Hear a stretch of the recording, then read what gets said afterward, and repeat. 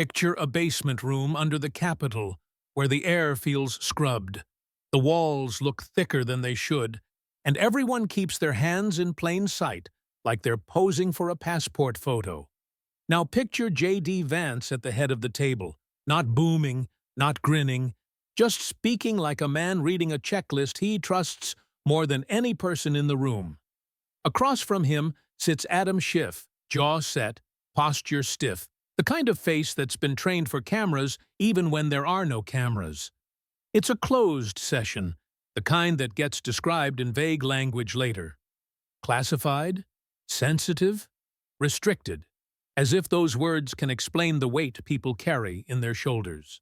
And in this imagined scene, the first thing you notice is the silence, because silence is what power sounds like when it's deciding whether you're still welcome at the table. Vance doesn't start with a speech about patriotism, because that's for fundraising emails and Sunday shows. He starts with a date, the way prosecutors do when they want to nail time to the floor, so nobody can kick it under a rug later. December 18th, 2019, he says, like it's a zip tie tightening. He adds a detail that makes everyone sit a fraction straighter. The day after a classified briefing on Ukraine intelligence. Then he says there's a phone call, and the other voice on the line belongs to Jake Tapper. If you've ever watched Washington operate, you know the phrase phone call can mean anything from a harmless chat to the opening of a trap door. In this hypothetical, Vance claims the call was collected under legal authority. He uses the term FISA the way people use receipt when they want you to stop arguing and start listening. He keeps his tone mild, almost polite, which is its own kind of flex, because he's not asking to be believed. He's acting like belief is irrelevant. Schiff, in this storyline, begins with the safest line a public official can reach for. He speaks with journalists. It's part of oversight. It's the job. That answer lands in the room like a paper airplane tossed into a bonfire. Vance responds the way a seasoned interrogator responds when someone starts narrating instead of answering. He doesn't debate the philosophy of talking to the press, because debating philosophy is how people avoid facts. He offers help for your memory, which is a nice way of saying he's about to make memory a matter of record. He taps a button on a secure audio system, and the room braces as if it can feel electricity. The speakers crackle, and a voice that sounds like Schiff begins talking to Tapper. Here's where a careful listener separates what is claimed from what is proven, because politics is full of confident voices that turn out to be describing vapor.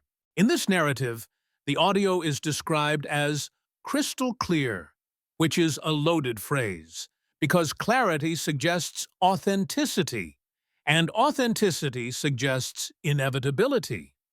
The voice says, "What I am about to tell you is highly classified," and if that line were real, it would be the kind of sentence that makes lawyers stop chewing. It's followed by allegations about Ukraine intelligence and pressure campaigns, with the kind of specificity that, in theory, shouldn't travel outside a secure room. Then, the journalist voice asks about attribution, and the politician voice suggests sources familiar, the classic Washington costume change for anonymity. If you're hearing this as a viewer, your first instinct is to pick a team, because that's the American addiction. Your second instinct, if you're trying to keep your brain switched on, is to ask what you'd need to verify before you treat any of it as reality. Was the audio authenticated? By whom? And through what process? Is the context complete? Or is it the political equivalent of a movie trailer designed to make you imagine a film that doesn't exist? And most importantly, if the audio is genuine in this hypothetical, what does it suggest about how casually power treats secrecy when it believes the ends justify the means? Vance stops the playback at a moment designed to hang in the air like smoke. He doesn't shout, "Gotcha," because the point isn't to look excited, it's to look certain. He says calmly that the voice is Schiff's and the date is the date. and the content tracks the briefing. And now we're past the stage of misunderstanding. He lays out a framing that in this story sounds like a closing argument. Classified briefing, phone call, story. He claims there isn't just one call, but a pattern. Multiple calls, multiple journalists, multiple instances.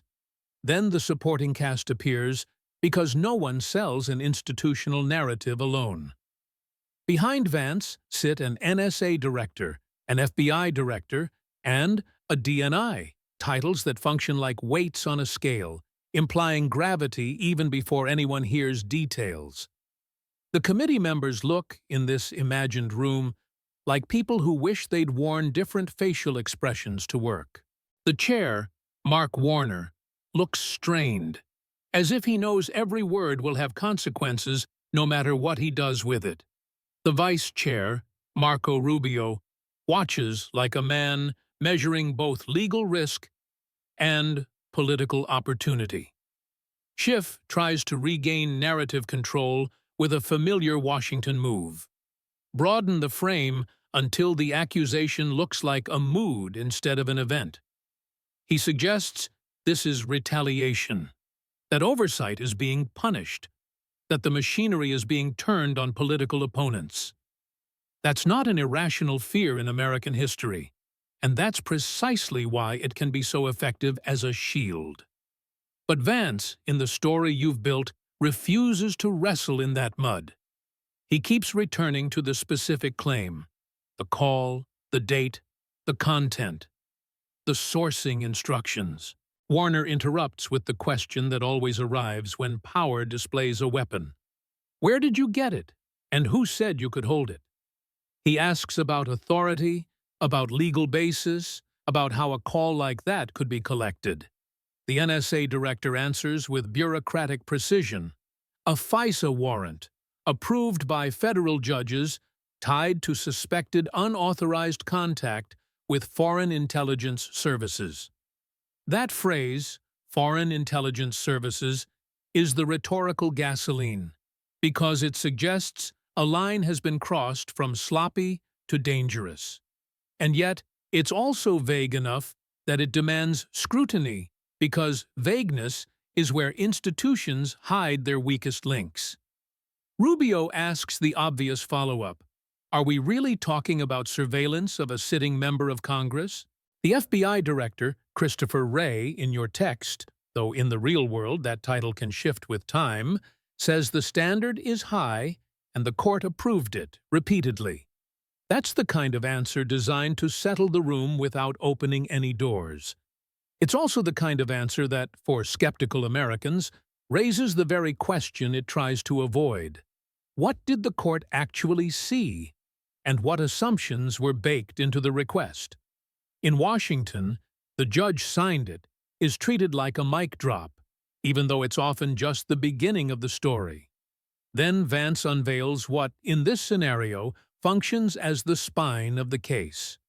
Numbers. He claims 17 recorded conversations with journalists over a period of time and 83 separate leaks matched to briefings Schiff attended. Numbers are persuasive because they sound like math, and math sounds like it doesn't care about your feelings. But numbers can also be theater if you don't know how they were counted. What qualifies as a match, and who decided the criteria? Still, in your fictional hearing room, the senators react as though the weight of repetition is doing its job. Vance describes a timeline. Briefing dots, article dots, short gaps between them, again and again. He claims only one person attended all the briefings connected to all the articles, and he lets the name sit unspoken for a beat, because suspense is a tool even in serious rooms. He emphasizes speed, within 72 hours, as if time itself proves intent. He argues it's not a leak here or there, not a sloppy staffer, not a misunderstanding, it's a system. And the insinuation is clear, even if nobody says it out loud. If it's a system, then somebody is running it. At this point, A viewer can feel the story trying to lock into a moral shape. The hero of one era becomes the villain of the next, and Washington loves that kind of transformation because it turns politics into a morality play. But if you're trying to keep the writing sharp without turning it into a direct accusation, you let questions do the heavy lifting.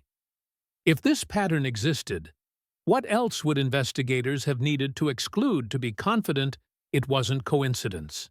If multiple lawmakers attended some of these briefings, how did the case eliminate them with more than vibes and timing? The narrative introduces specific journalist names: Adam Goldman and Julian Barnes at the New York Times, Shane Harris at the Washington Post, and Tapper at CNN. That specificity creates realism, because real names feel like receipts, even when they're just props in a story. Vance claims the calls line up with articles that contained details only discussed in classified rooms. That phrase, "only discussed," is always worth challenging, because "only" is a strong word, and Washington uses strong words loosely. But in the drama of your version, the officials insist they can show direct linkages rather than speculation.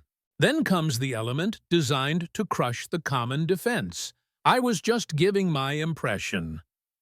Vance claims that in several calls, the voice reads verbatim from classified documents, and that the exact phrases later appear in print. He presents this as the difference between commentary and disclosure, between opinion and content. If true, it would be damning not because of ideology, but because it would turn a moral debate into a document comparison. In this kind of story, verbatim is the word that makes faces go rigid. The text plays out a sample, actively engaged in information operations, amplifying existing divisions, coordination between Russian military intelligence and social media influence operations. Those phrases have the sterile cadence of intelligence writing, which is why they feel believable in a narrative like this. The imagined committee sees a document, hears a recording, and then sees a published article containing similar language. If you want to keep it responsible, you frame it as a claim presented in the room, not as an established fact outside the room. And you let the audience feel the discomfort of realizing how hard it is to unwind truth from performance when the performance is wrapped in classification. Schiff, in this story, looks physically shaken, and that's a cinematic choice that signals to viewers what to feel.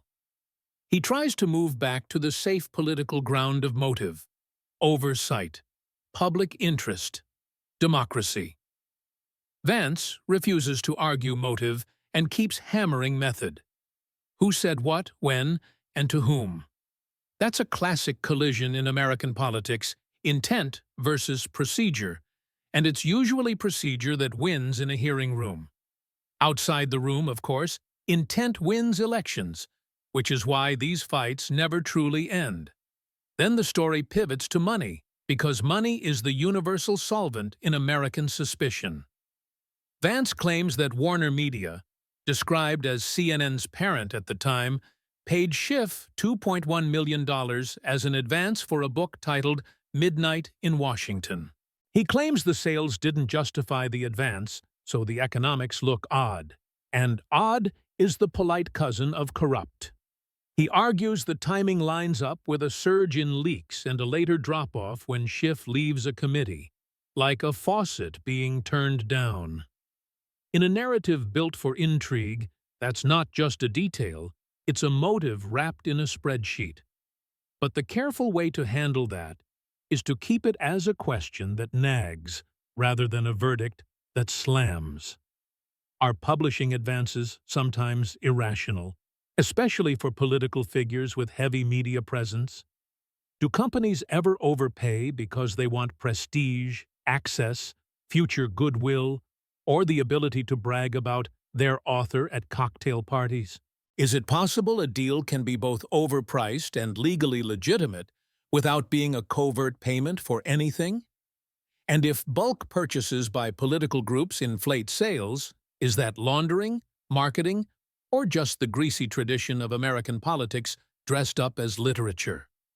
The story claims progressive organizations bought tens of thousands of copies, and the implication is that bulk buys can function like a disguised transfer of support. That's the kind of allegation that works best when you present it as a broader cultural critique, because then it's not just about one person, it's about the ecosystem. Washington is full of perfectly legal behaviors that smell weird, and the smell is what keeps cable panels employed. If donors can funnel influence through speaking fees, consulting, book tours, and foundations, then book buying becomes one more lane in a crowded highway. The writer's job here is to let the viewer feel the discomfort without claiming a crime. Then comes the most combustible segment, the Ukraine whistleblower episode. Vance's side claims staff contact occurred before the complaint was filed, and that Schiff publicly denied prior coordination. The narrative tightens. Phone records, calls, texts, timing corrections, a sense that the predicate for an enormous political event might have had more choreography than advertised. If you're keeping it responsible, you state it as a contested presentation inside a hypothetical hearing, not as a proven history lesson. And you ask, if staff spoke with a whistleblower, does that necessarily mean fabrication? Or could it reflect the messy reality of how Congress shepherds complaints through a system built by humans with agendas? This is where the story's tension escalates, because it stops being about leaks and starts being about credibility. Leaks can be spun as public service by people who like the outcome, and as sabotage by people who don't. But coordination and denial, if shown convincingly, threaten the one asset every political actor needs: the claim that they're operating in good faith. So the narrative has Vance stack clips of Schiff saying, "No prior contact," then stack records that supposedly say otherwise. It's classic hearing choreography, and it's meant to make the audience feel like the trapdoor has opened under the witness's chair. Then the officials in the room describe damage assessments, which is the government's way of saying, "Trust us, it was bad," without giving you the details that would let you judge. They speak of sources burned, operations altered, allies spooked, analysts demoralized.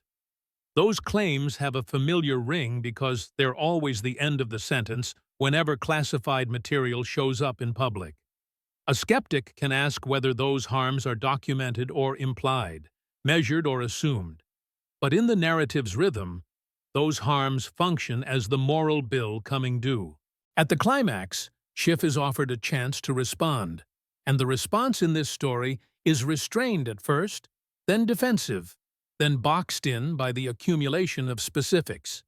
He says retaliation, weaponization, punishment for oversight, arguments that have been used by both parties whenever the walls start closing in. Vance says evidence, evidence, evidence, and keeps his voice low, because low voices feel more dangerous when they're backed by paperwork. Rubio fires off direct yes or no questions, not because he expects clean answers, but because clean questions make messy answers look like evasions. Then Schiff, in the script, invokes the Fifth Amendment, and the room reacts as if the temperature dropped 10 degrees. Now, anyone watching understands the double reality of that moment. Legally, invoking the Fifth is a right, and exercising rights isn't proof of guilt. Politically, taking the Fifth reads like a confession to people who treat optics as truth, and Washington is built on optics the way Florida is built on humidity. In the narrative, Vance has the record note, the refusal, and the committee moves toward a recommendation of expulsion. It's a dramatic mechanism designed to deliver consequence swiftly, because suspense demands payoff. The story then brings in Tom Cotton as the hard-edged voice pushing for maximal accountability, with Rubio seconding. Warner looks pained because bipartisan unity in a moment like this is written as tragedy, even when it's written as duty. Angus King delivers a line about respect and evidence that sounds like a man trying to keep his own conscience clean. Susan Collins reacts quietly, the way Collins is often written into these dramas, as if moderation itself is a character type. Then the vote is unanimous in the room, which is how the narrative tells you the dam has broken.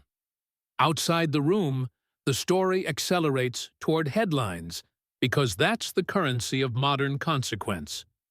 The text claims the Senate votes to expel, with a large bipartisan tally, and Schiff is arrested, tried, convicted, and sentenced. This is where you, as a careful narrator, need to make your framing explicit without breaking the voice. This is a hypothetical, a thought experiment, a political fable about power and secrecy. You can keep it intense by leaning into the what if rather than the this happened. Because the second you present an invented future prosecution as real history, you stop doing commentary and start doing misinformation. So you write it like a warning wrapped in a story, not like a news bulletin. You say, imagine a Washington where the rules of secrecy are enforced with the same zeal as the rules of fundraising. Imagine a political class that treats leaking like a tactic until the day it becomes a target, and then suddenly it remembers the law exists. Imagine how quickly allies lose confidence if they believe private intelligence will become tomorrow's anonymous quote. Imagine how quickly the public loses confidence when every side insists it's defending democracy while the procedural gears chew up credibility.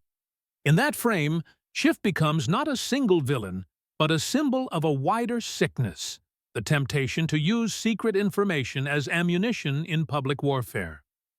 Vance becomes not a single hero, but a symbol of another temptation, the ability of the executive branch to cloak devastating claims in secrecy, making rebuttal difficult. The journalists become not conspirators, but conduits in a system that rewards speed and punishes nuance. The committees become stages where legal language and political theater fuse into something that looks like justice and feels like strategy.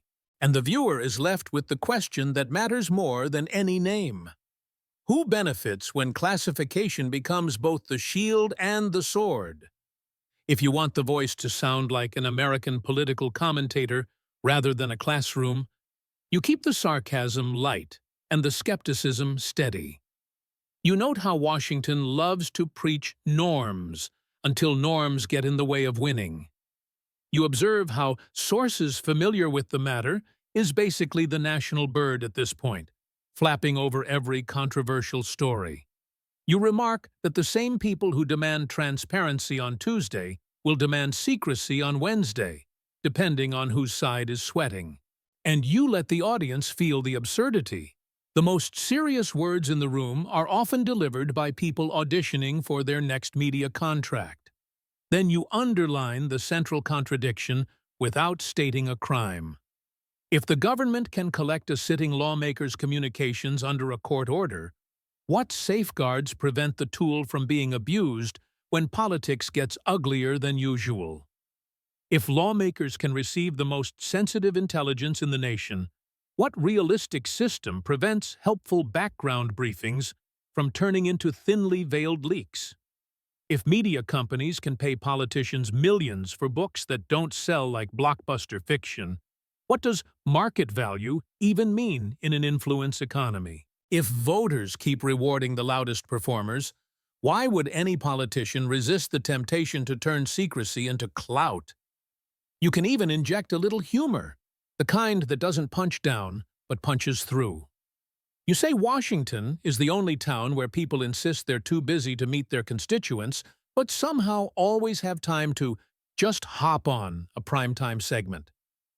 You say the phrase, "I can't discuss that in this setting," has become a lifestyle brand. You say Congress treats classified the way teenagers treat diary locks. Half the thrill is knowing the lock exists. And you say the saddest part is that everyone involved can claim they're protecting the country. And in their own heads, They might even believe it. From there, you keep the tension by narrowing back to the room. Vance's calm tone isn't just a personality trait, it's a strategy, because outrage gives a witness oxygen, and calmness takes it away. Schiff's instinct to describe his motives isn't unique. It's human, because people prefer moral arguments when factual arguments feel dangerous. Warner's grim posture reflects the nightmare of leadership. Whatever happens next, half the country will call it justice, and the other half will call it a purge. Rubio's precision reflects the hunger to look competent in a moment that could define a political era. You let the audience see the mechanics of pressure without describing it as violence. A witness without counsel in a classified setting feels exposed, because every sentence risks stepping on something he can't see. A committee armed with secret evidence feels invincible, because secrecy limits real-time rebuttal. An executive branch official presiding over a legislative hearing, even in a hypothetical, raises constitutional eyebrows that no amount of solemnity can flatten. And the staffers, silent, cleared, present, feel like the true audience, because they understand how little of this will ever be fully explained to the public. In a smart political story, you don't just claim this is shocking, you show why it's plausible. You remind viewers that leak investigations are notoriously hard because information travels through too many hands and too many incentives. You remind them that journalists protect sources, politicians protect narratives, and institutions protect themselves, so accountability becomes a rare bird. You remind them that courts can authorize surveillance, but authorization doesn't automatically equal wisdom. And you remind them that the public often gets a simplified version of events, because complexity doesn't go viral and nuance doesn't trend. Then you steer away from direct accusations by leaning into uncertainty and the limits of what outsiders can know. If this were real, what portion of the evidence would remain classified? And how would the public judge fairness without seeing it? If a recording exists, how would chain of custody and authentication be established for skeptics who assume everything is edited? If timelines are presented, how do we distinguish correlation from causation in a town where multiple people can tell similar stories to different reporters? If book deals and bulk buys look suspicious, what legal standards separate gross from criminal, and who decides where that line sits? You keep it sharp by refusing to flatter any side. You note that both parties have screamed about leaks when they're in power and shrugged about leaks when they're out of power, depending on who's bleeding. You note that media outlets love anonymous sourcing when it supports their story, and hate it when it undermines their rival's story. You note that the public claims to want honesty, but often punishes honesty if it slows the dopamine hit of outrage. And you note that Washington's greatest trick is making everyone feel like a spectator, while decisions are made behind doors they'll never enter. The final stretch of the piece should feel like a tightening spiral, not a tidy bow. You say, in this imagined future, the biggest scandal isn't one politician's alleged behavior, but the ecosystem that makes the behavior tempting. You say, a system that rewards leaks as long as they help your side is a system that will eventually get someone hurt, politically, institutionally, or both. You say, the line between oversight and public persuasion gets blurry when the cameras, the book contracts, and the donor networks all point in the same direction. You say, secrecy is necessary for national defense, but secrecy is also the perfect hiding place for political maneuvering. And that's the problem nobody wants to solve. So you end where you began, in the silent room, because silence is where the audience can hear the question they've been avoiding. If a country can't trust its stewards of classified intelligence, what exactly is left for citizens to trust besides their own partisan instincts? If every institution can claim it's acting legally while still acting strategically, how does the public measure legitimacy? If the truth is always partly hidden for security reasons, how does accountability survive without turning into pure faith? And if Americans are forced to choose between believing the people who hold the secrets and believing the people who report on the secrets, what happens when neither side has earned belief? In the end, I'm not asking you to convict anyone in your mind. And I'm not pretending a closed-door room magically produces pure truth just because it's wrapped in classification. I'm asking something simpler and, honestly, more uncomfortable. What kind of system have we built where secrecy can look like proof and sources familiar can look like accountability? If you're a Democrat, you've seen investigations get waved off as politics. If you're a Republican, you've seen institutions demand trust without showing their work. Either way, the pattern is the same. Every side swears it's protecting democracy, while the public is left squinting at silhouettes. Maybe the real scandal isn't one name or one party, but the incentives that make everybody reach for the same tools: selective leaks, anonymous quotes, dramatic timelines, and moral speeches that age like milk. And here's the punchline, because Washington always has one. The people who insist you must trust the process are usually the first to redesign the process when it stops serving them. So don't rush to worship and don't rush to burn down. Just keep your eyes open, keep your standards consistent, and keep asking who benefits when the lights are off.